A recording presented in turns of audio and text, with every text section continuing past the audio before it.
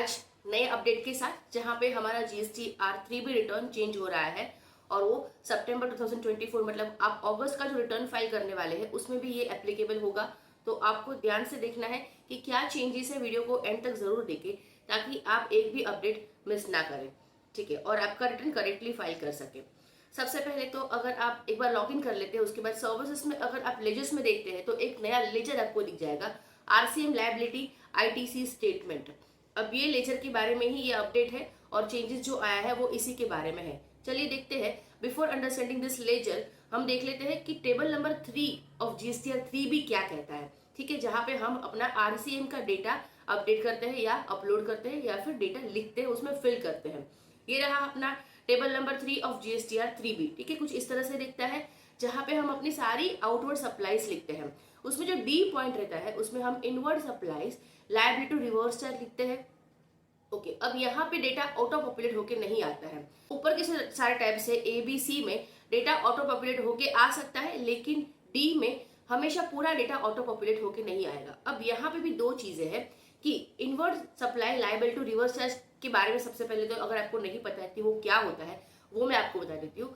अगर आप किसी भी इनपुट पे आपके जो परचेसिस है, आपने जो सर्विस रिसीव की है, मतलब इनपुट गुड्स या इनपुट सर्विसेज पे अगर आप रिवर्स चार्ज बेस पे जीएसटी पे करते हैं तो वो आपको यहाँ पे लिखना होता है कि आपने रिवर्स चार्ज बेस पे कहीं पे जीएसटी पे करी है कि नहीं करी है, ठीक है।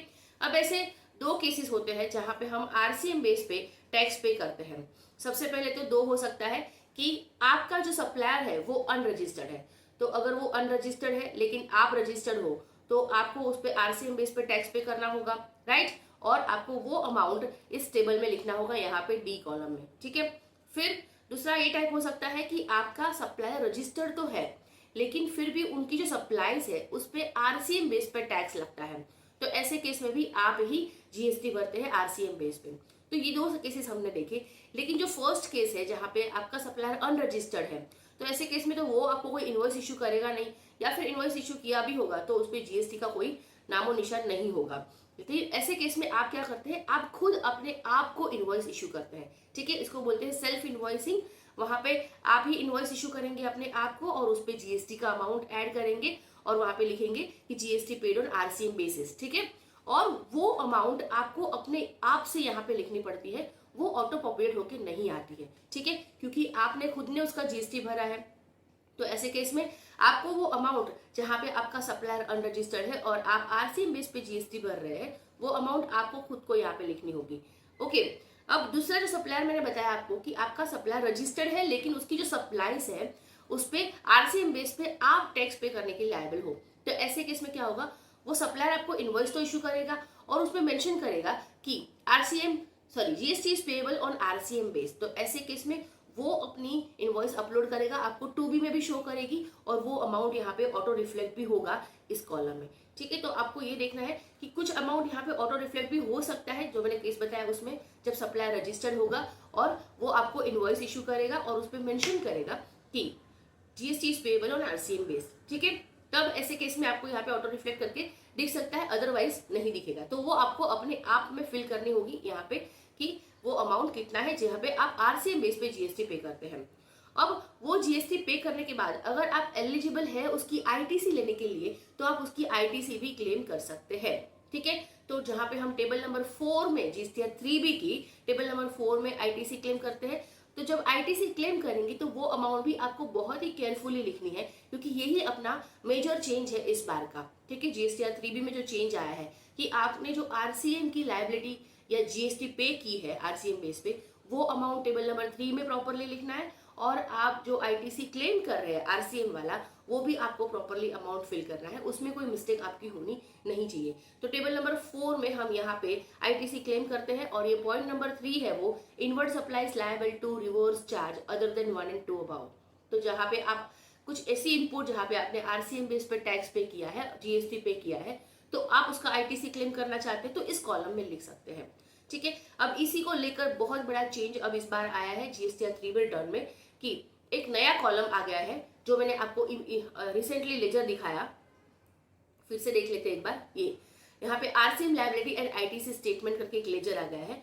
उसमें अब क्या होगा कि ये हो सकता है कि आपको उसमें अमाउंट डालना हुआ है, ठीक है। और आप जितनी अभी आरसीएम की लायबिलिटी या जीएसटी पे करते हैं वो आप टेबल नंबर 3 में दिखा रहे हैं, वो भी इस स्टेटमेंट में अपडेट होगी। और आप जितना आईटीसी क्लेम कर रहे हैं इस आरसीएम बेस पे जो आपने पे किया है, उसका जो आईटीसी आप क्लेम कर रहे हैं वो भी इसी स्टेटमेंट में अपडेट होगा और आपका बैलेंस भी अभी शो करेगा, जहां पे आप आरसीएम बेस पे जीएसटी पे करने के बाद आईटीसी क्लेम कर लेते हैं, ठीक है। तो उसका एक एग्जाम्पल है, जैसे कि आपने समझो 10,000 का आईटीसी पे किया है, ठीक है, सॉरी जीएसटी पे किया है आरसीएम बेस पे, और उसमें से समझो 8,000 का ही क्लेम कर दिया आईटीसी आपने, तो अभी भी आपका आरसीएम वाला जीएसटी बैलेंस पड़ा है 2,000, ठीक है। तो वो ये स्टेटमेंट आपको शो करेगा कि आपका कितना बैलेंस है, जहां पे आपने आरसीएम बेस पे जीएसटी पे करी थी और अभी तक आईटीसी क्लेम करना बाकी है, ओके।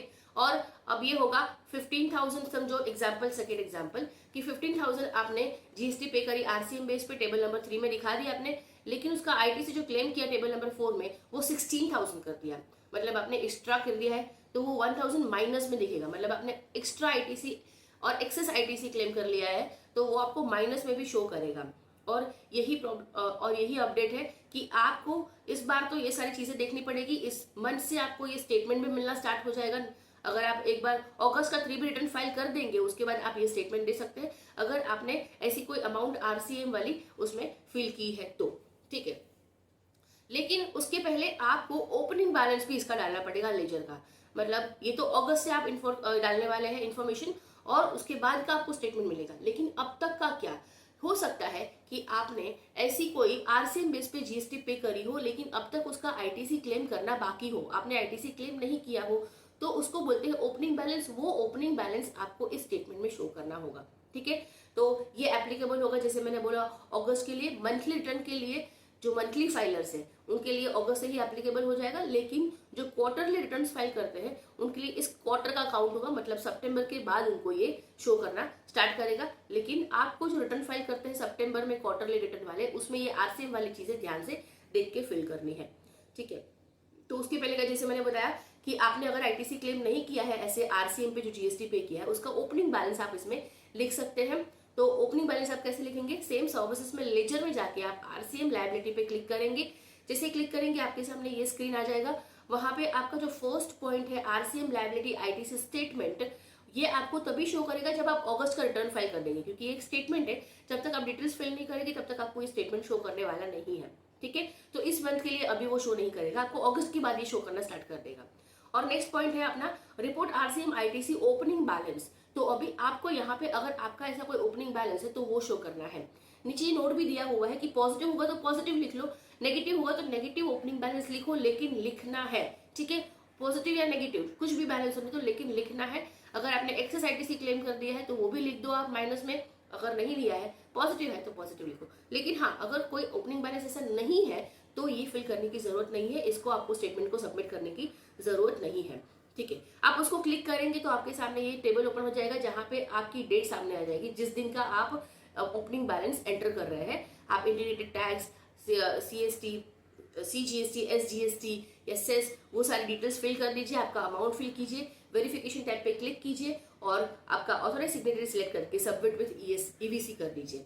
तो उसके बाद आपका ये ओपनिंग बैलेंस अभी अपडेट हो चुका है। इसके लिए आपको ध्यान रखना है कि आपको अगस्त 2024 से पहले का देखना है, क्योंकि अगस्त की डिटेल तो आप इसमें डालने वाले हो, मतलब जुलाई 2024 तक का आपका जो भी बैलेंस होगा आईटीसी का, वो भी आरसीएम बेस वाला जीएसटी का, ठीक है, वो आपको ओपनिंग बैलेंस में रिपोर्ट करना है। ये बहुत इंपॉर्टेंट है। इसकी एडवाइजरी भी आपको यहाँ पे मिल जाएगी, आप एडवाइजरी भी यहाँ पे राइट साइड पे क्लिक करेंगे तो रीड कर सकते हैं कि क्या लिखा हुआ है। इसमें लिखा है कि आपको ये चीजें ध्यान से देखनी है। अगर आपने ऑलरेडी वो आईटीसी क्लेम कर दी है, जहाँ पे आरसीएम बेस पे आपने जीएसटी पे करा है और वो आईटीसी ऑलरेडी क्लेम कर दी है आपने जुलाई तक में कभी भी किसी मंथ में, तो वही ओपनिंग बैलेंस तो होगा ही नहीं, तो आपको उसमें ओपनिंग बैलेंस लिखना नहीं है। प्लस आपको यहाँ पे एक ड्यू डेट दी गई है कि ओपनिंग बैलेंस अगर आपको एंटर करना है तो 31 अक्टूबर 2024 तक आप कर दीजिए। उसके बाद आपको अमेंडमेंट का एक मौका दिया जाएगा 30 नवंबर तक, लेकिन उसके बाद आपको कोई ऑप्शन नहीं मिलेगा ये ओपनिंग बैलेंस एंटर करने का या फिर अमेंडमेंट करने का। तो आप ये 2 डेट ध्यान में रखिए, 31 अक्टूबर से पहले आप इसका ओपनिंग बैलेंस एंटर कर दीजिए। और अगर बाद में चाहते हैं तो अगर आपको लगता है कि नहीं कुछ मिस्टेक हो गई है, आपको बाद में कुछ रिकलेक्ट होता है, तो आप बाद में चेंज कर सकते हैं उसका अमाउंट। लेकिन ये ध्यान में रहे कि ओपनिंग बैलेंस नहीं है तो फिर आपको ये स्टेटमेंट फिल करने की या फिर इसमें ओपनिंग बैलेंस डालने की जरूरत नहीं है। ठीक है, तो अभी अगर हम देखें ओवरऑल हमारे पास टोटल 5 लेजर्स हो चुके हैं जीएसटी में। एक तो electronic cash ledgers, electronic credit ledger या electronic liability ledger, electronic credit reversal and reclaim statement. ये अगर आपको पता होगा तो लास्ट ईयर ही ये नया लेजर आया है, पहले ये नहीं था। लास्ट ईयर में यहाँ पे भी हमने ओपनिंग बैलेंसेस एंटर किए थे और फिर अब आप चाहे तो इसका स्टेटमेंट देख सकते हैं। इसमें क्या होता है, इलेक्ट्रॉनिक क्रेडिट रिवर्सल और रिक्लेम स्टेटमेंट क्या होता है और इसमें किस तरह से स्टेटमेंट हमें शो होता है, इसमें हमें कहाँ कहाँ पे 3B में इसकी इफेक्ट होती है, उसके डिटेल वीडियो की लिंक आपको डिस्क्रिप्शन में मिल जाएगी। अगर आपको नहीं पता है तो आप जरूर देखिए, क्योंकि ये एक बहुत इंपॉर्टेंट अपडेट था। अगर अब तक आपने फॉलो नहीं किया आपके लिए या फिर आपके क्लाइंट के लिए, तो आप इसे जरूर देखिए। अगर इसको मिस करते हैं तो आपको प्रॉब्लम आ सकती है, फ्यूचर में नोटिस आ सकते हैं इसके रिलेटेड। और अभी जो नया लेजर अभी से इस मंथ से आ रहा है वो है RCM liability and ITC statement. तो अब तक अपने पास जीएसटी के ये 5 लेजर्स है। अगर आप चाहे तो अपने बुक्स में भी इस लेजर को मेंटेन कर सकते हैं, ताकि आप जब अकाउंट्स फाइनलाइज करें तब बैलेंसेस मैच करने में आपको दिक्कत ना आए और आपकी प्रॉपरली इस बैलेंसेस को आप मैच कर सके अपने पोर्टल के साथ में। ठीक है, और एक नया चेंज है, इंपॉर्टेंट अमेंडमेंट है, जो है इनवॉइस मैनेजमेंट सिस्टम, जो अभी एप्लीकेबल तो नहीं हुआ है, नेक्स्ट मंथ से वो एप्लीकेबल होने वाला है। लेकिन क्या है ये इनवॉइस मैनेजमेंट सिस्टम, वो हम देख लेते हैं।